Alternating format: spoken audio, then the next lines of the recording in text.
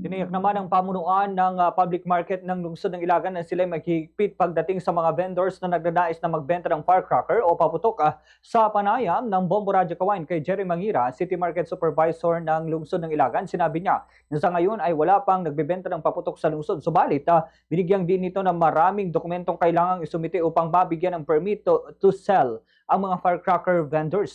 Kabilang rito ang pagproseso ng kaukulang dokumento sa Bureau of Fire Protection, Philippine National Police at Business Permit and Licensing Office. Samantala, ilang linggo bago ang araw ng Kapaskuhan ay mas pinaigting naman ang pamunuan ng pagbibigay babala sa mga mamimili upang maiwasan na masalisihan ng mga kawatan.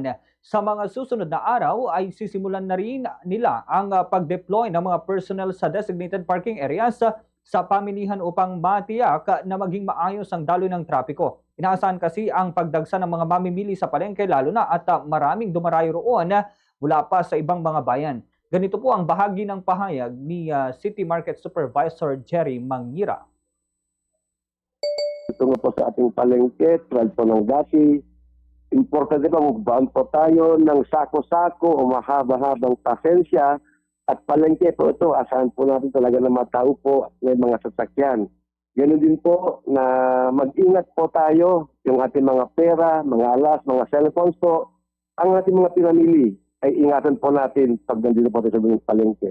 Kung may kasama po tayong mga bata na pumunta ng palengke, mangyaring huwag pong bibitawan ng kanilang mga kamay. Mahirap na po.